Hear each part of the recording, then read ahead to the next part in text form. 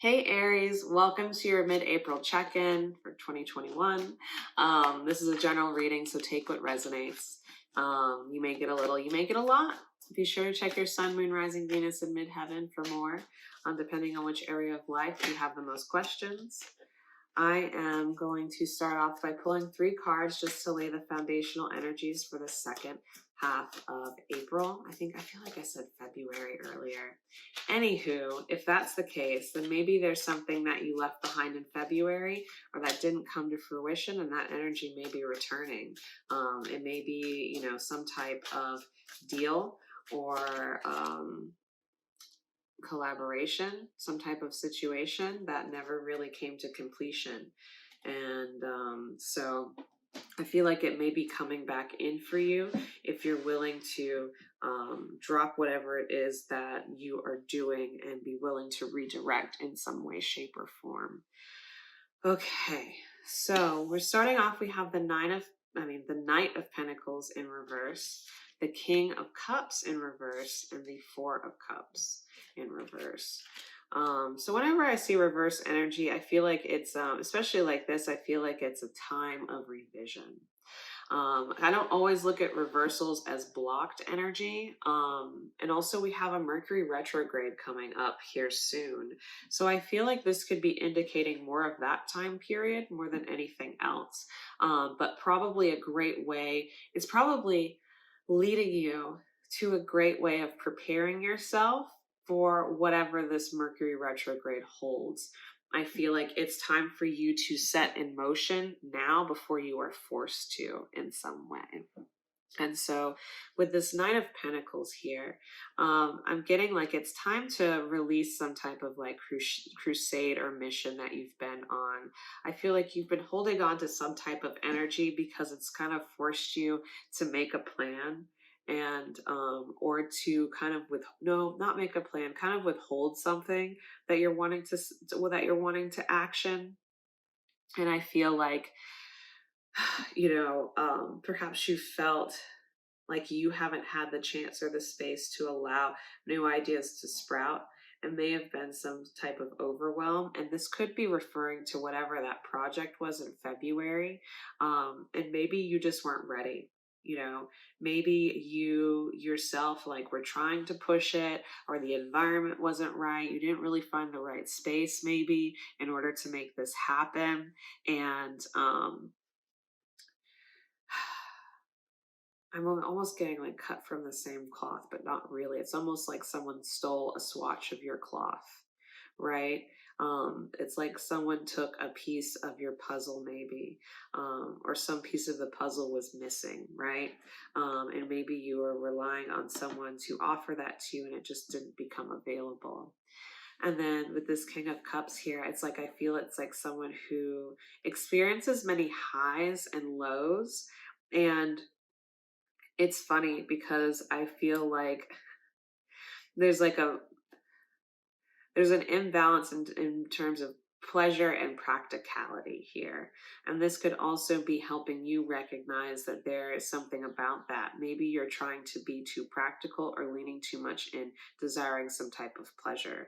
But I feel like the more practical you become, the able you're to receive more pleasure in your life.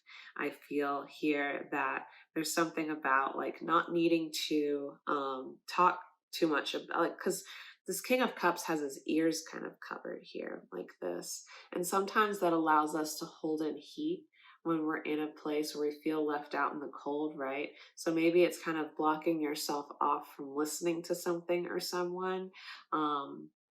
Or some type of communication it's like maybe you're just done hearing it. Maybe you're done hearing it from this person. Maybe you're done, letting certain intrusive thoughts enter your space, right? Because maybe you're questioning why this thing hasn't come into fruition. Maybe that was kind of left off or left to hang for a little while. But with this Four of Cups, I feel like, the universe is still offering you something and you accept it. You accept it, right? Because it's kind of the first thing that comes along, and you're ready to let go of something that you're just over. But I also feel like it's so funny because we have the Four Cups and then we have the Ace of Cups at the bottom here. And so I feel like it's not the same cup. It's like you're coming together with someone who may have a similar cup in mind. You know, maybe this is a pairing of energies of some kind. And there is some type of need for like cleansing and release. But with that, when people come together with some of the same problems, that some of the same need for some of the same resolutions made in their life, there is a need to ensure that there's a dedication to growth and reconciliation and solutions on both sides.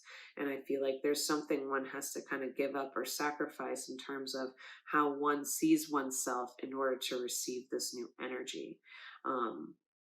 Yeah, that's kind of what I get here. It's like, so there may be a period of, you know, needing to kind of spend, kind of sit in your magic a little bit more.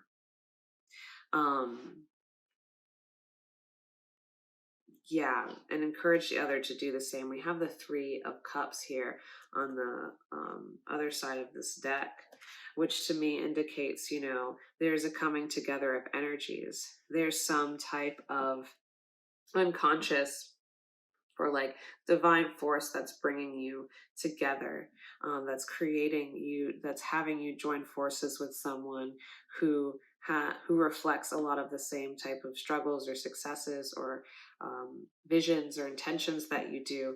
But I feel like it's an interesting way to help you integrate and embody certain energies that you could benefit from, as well as vice versa. So I feel like there needs to be a chance to have this type of exchange, but not to sit and have to plan it. It needs to evolve naturally and with a certain amount of awareness here. I feel like, and by entering into a commitment with that person, you know, it needs to, there needs to be some ground rules, some laying down of the law, so to speak. Oh, sorry. Let me. Authority came up. That was on the floor. And it could be, you know, maybe there is a resistance to authority, but there needs to be some type of space to where it's not chaotic. All right. And it could just be too that whatever plans were delayed, there was maybe someone behind them, or maybe, you know, there was some type of, I almost feel like it was the divine in a sense, showing you how to maintain your responsibility in uncomfortable places, you know, to maintain your own authority in uncomfortable spaces. Maybe something that you can't necessarily resolve because you don't have all the information. And then we have organization and we have independence in the reverse. It's funny that independence is in the reverse. And I'm not saying you're entering a space of codependence, but cooperation. Just making sure that it doesn't turn into any space of codependence here.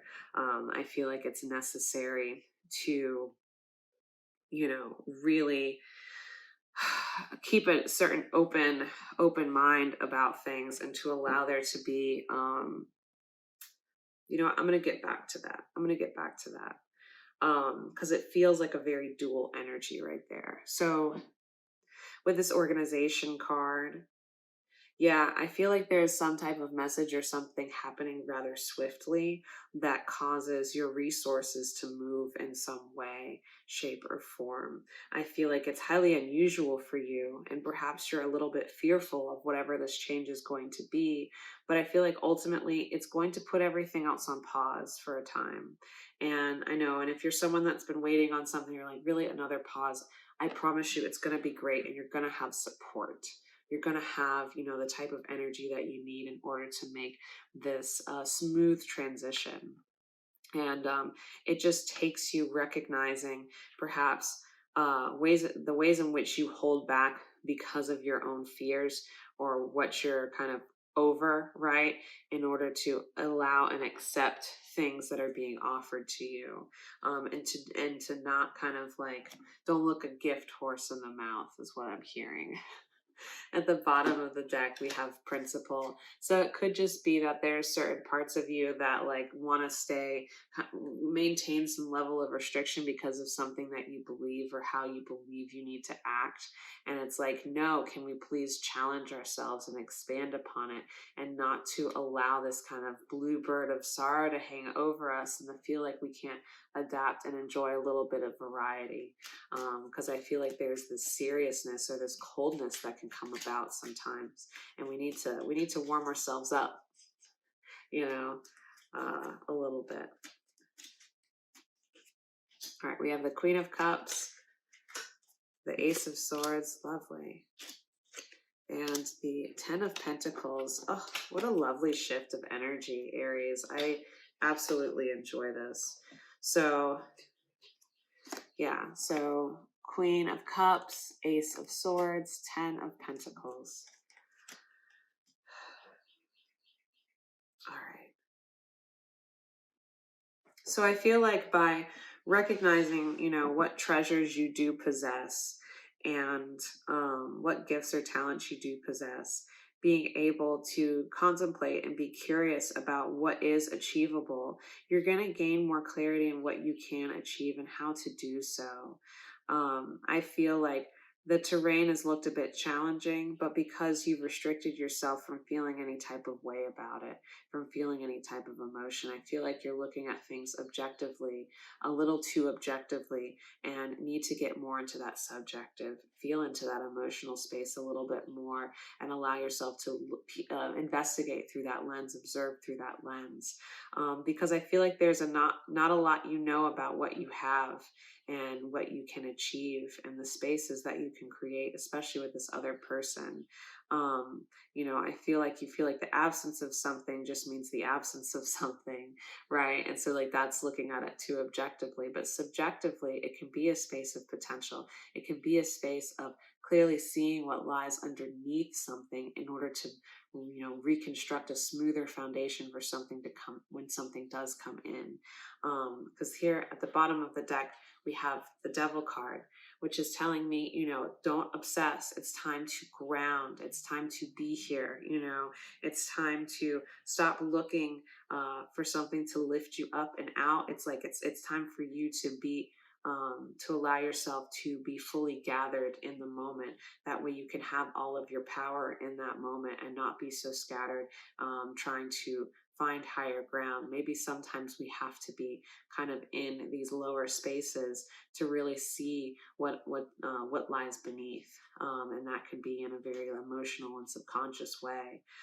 So pay attention to maybe things that you've said, ways that you've acted, how you've behaved, or what your beliefs are in this space of difficulty, for you to recognize kind of what fuels you and what you care about, and how that kind of affects certain circumstances, in order to maybe even be a better advocate for this person that comes in, and for them to understand you a little bit better as well. I feel like there's a lot of learning and knowledge and wisdom being cultivated through your experience, and it's time for you to let go of certain things that you thought you once wanted, or ways that you believe you live because of this and that. Again, just don't let your ego get too involved here. It's time to allow yourself a little bit of pleasure, a little bit of fun, right? Don't be so serious, Aries. Don't take yourself too seriously, or else you're going to just bounce from thing to thing, and it's going to feel chaotic. But if you make this conscious effort to shift your energy, you're going to be able to drop something and bring something better in, that will lead you to kind of where you want to go, and allow you to have and experience the fulfillment that you have been asking for many months now. So that is what I have for you, Aries. Thank you so much for your time, and I'll talk to you next go around. Oh, be sure to just like, subscribe, comment, all that stuff, and check out the description box for more information. Bye.